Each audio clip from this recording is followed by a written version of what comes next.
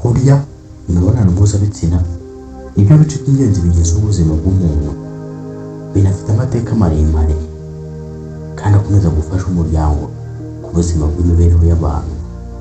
Ndabashimye, nitwa Pastor Rukundo, turi mu kiganiro cy'Akamabanga. Tugiye kurebera hamwe amateka y'imibonano mpuzabitsina. Imibonano mpuzabitsina kimwe mu bikorwa by'ingenzi kandi bigize imibereho y'abantu ku isi yabaho. Ni igikorwa cyagize uruhare runini mu kororoka, mu kubaka, mu gukomeza umuryango ndetse no gutuma abantu bagira umubano. Uyu mubano ushingiye ku rukundo, kwizerana. Aya mateka yose nakiremwa muntu, imibonano mpuzabitsina yakomeje kuba imwe mu nkingi zikomeye ndetse zinaganirwaho cyane mu nzego zaba z'ubutegetsi cyangwa se mu buzima busanzwe. Bisanzwe mu mibereho y'abantu uburyo umuntu abantu babikora, ibyo bagenderaho, ibibatandukanye bitewe n'ibihe, imico, amadini n'iterambere ry'ubumenyi.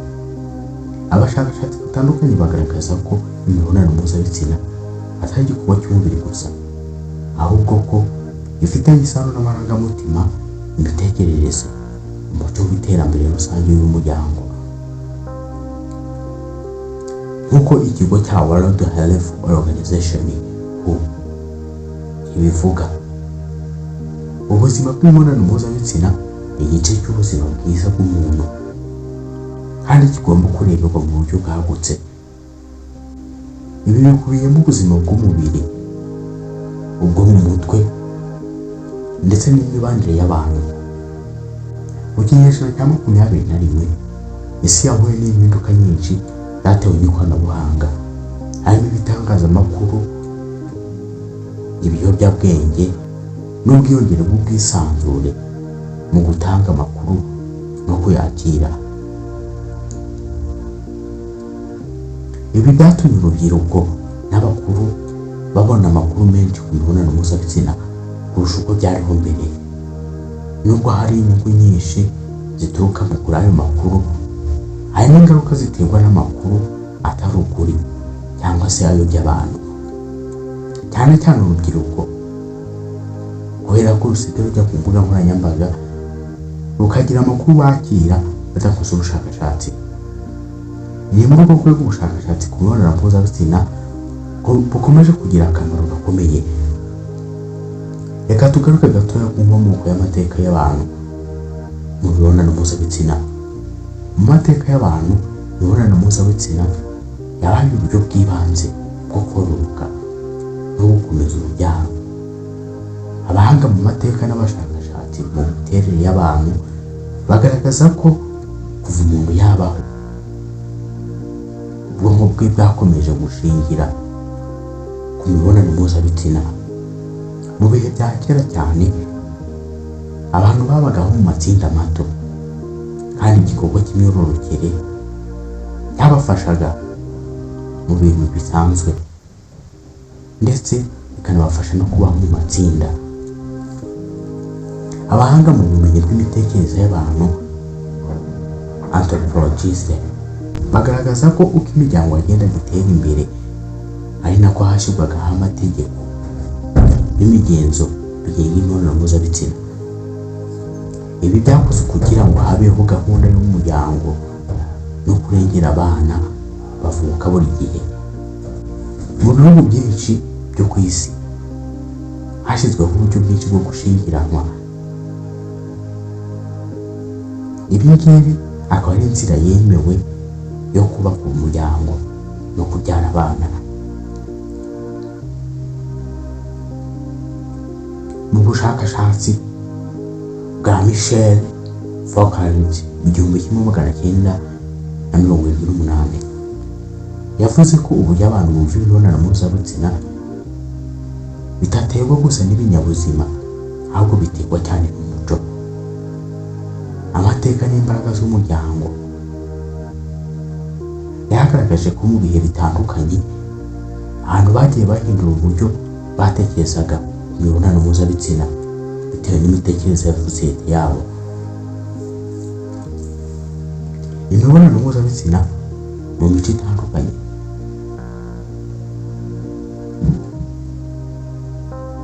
Imico yagiye ifata gahunda ndetse n'amategeko atandukanye imibonano mpuzabitsina. Aha ni mu buryo bunyuranye, yaba mu madini ndetse no mu bihugu byinshi byo muri Afurika harimo n'u Rwanda rwo hambere. Imibonano mpuzabitsina yafatwaga nk'igikorwa gifitanye isano n'ubuzima bw'umuryango, kandi kigakorwa mu rwego wo kuba urugo no kororoka. Abana n'urubyiruko bahabwaga inyigisho zijyanye n'ubuzima bw'imyororokere bijyanye n'umuryango.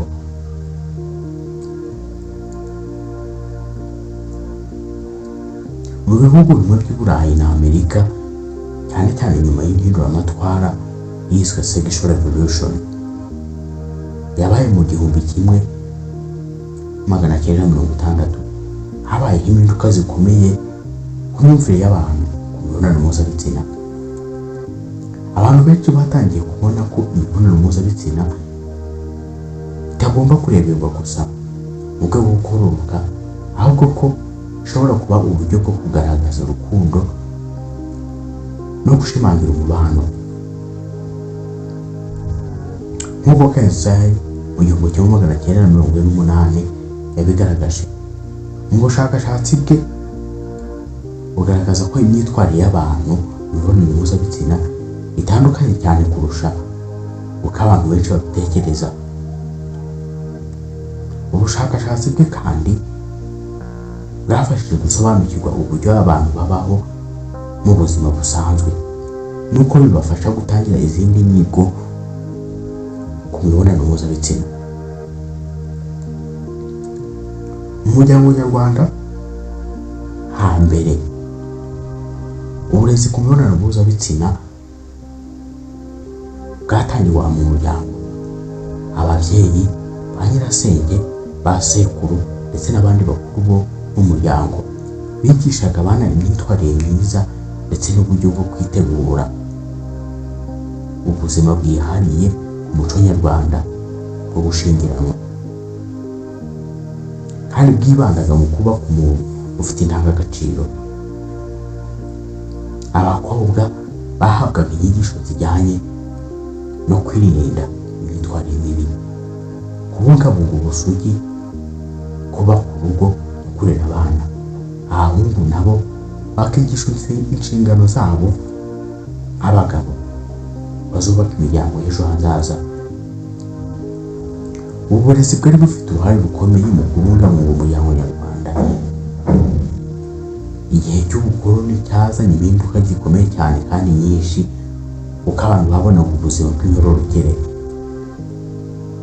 Amadini n'amashuri byatangiye uburyo bushya bwo kwigisha urubyiruko. Nyuma y'ubwigenge, leta y'u Rwanda yakomeje gushyira imbaraga mu gutanga uburezi ku buzima bw'imyororokere. Ibi byabaye byiza kurushaho ndetse binafasha n'abaturage mu kugira ubuzima bwiza. Reka tugaruke gato ku madini n'imyumvire ku mibonano mpuzabitsina. Amadini yagize uruhare rukomeye mu kugena uko abantu babaho ndetse no kubona imibonano mpuzabitsina. Mu madini menshi, imibonano mpuzabitsina ifatwa nk'impano yahawe abantu, ariko igomba gukorwa mu rwego rwemewe n'idini. Ibi byatumye abantu benshi babifata nk'igikorwa kigomba gukorwa mu bwubahane ndetse no mu nshingano. Abashakashatsi mu by'amadini bagaragaza ko amadini menshi ashyigikira kubaka umuryango no kurinda ubuzima bw'imyororokere. Ubwo hari inyigisho zitandukanye hagati y'amadini, hafi ya yose ashimangira ko imibonano mpuzabitsina igomba gukorwa mu buryo bwihariye ndetse bwubahiriza ubuzima bw'icyubahiro cy'umuntu. Reka tugaruke ku buzima bwa siyanse. Mu rwego rwa siyanse, imibonano mpuzabitsina yizwe cyane n'abashakashatsi batandukanye. Masters na Johnson mu 1966 bakoze ubushakashatsi bwagaragaje uburyo umubiri w'umuntu witwara mu gihe cy'imibonano mpuzabitsina. Bagaragaje ko hari ibyiciro bitandukanye umuntu anyuramo, harimo irari, gukanguka k'umubiri, ibyishimo byinshi no gusubira mu buryo busanzwe. Sigmund Freud mu 1905 nawe yatanze ibitekerezo byagize uruhare runini mu gusobanura isano riri hagati y'irari rishingiye ku gitsina n'imitekerereze y'umuntu. Yavuze ko ibyifuzo bitandukanye bifitanye isano n'imibonano mpuzabitsina biri mu mbaraga zikomeye cyane kandi zigira uruhare mu myitwarire y'abantu. Nubwo ibitekerezo byo byagiye binengwa na bamwe mu bashakashatsi bo muri iki gihe, ibi byagize uruhare mu gutuma abashakashatsi ku mibonano mpuzabitsina baguka cyane. Ushobora kwibaza akamaro k'imibonano mpuzabitsina ndetse n'ako ubushakashatsi bwakozeho. Ubushakashatsi ku mibonano mpuzabitsina bwafashije abantu gusobanukirwa neza ubuzima bw'imyororokere n'uburyo bwo kwirinda. Ibi byanyuze mu bushakashatsi hagiye haboneka uburyo bwo kwirinda indwara zandurira mu mibonano mpuzabitsina, uburyo bwo kuboneza urubyaro ndetse n'uburyo bwo gufasha abantu bafite ibibazo by'imyororokere. UNESCO muri 2018 igaragaza ko uburezi bwuzuye ku mibonano mpuzabitsina bufasha urubyiruko kugira ubumenyi, ubushobozi n'indangagaciro. Ibi bibafasha gufata ibyemezo byiza. Uburezi bwagabanyije inda zitateganijwe ndetse n'indwara zandurira mu mibonano mpuzabitsina. Muri iki gihe twabonye ko imibonano mpuzabitsina ari igice cy'ingenzi cy'ubuzima bw'umuntu gifite amateka maremare kandi kigira uruhare runini mu kororoka, kubaka umuryango no mu guteza imbere imibereho myiza. Abashakashatsi banasuzumye ibitekerezo bitandukanye banagaragaza uburyo imibonano mpuzabitsina ifitanye isano n'umuco n'imitekerereze, iterambere ry'umuryango. Ndabashimiye, nitwa Basanze Dukunda. Iki ni igice cya mbere. Tuzagaruka mu gice cya kabiri babwira imiterere, imikorere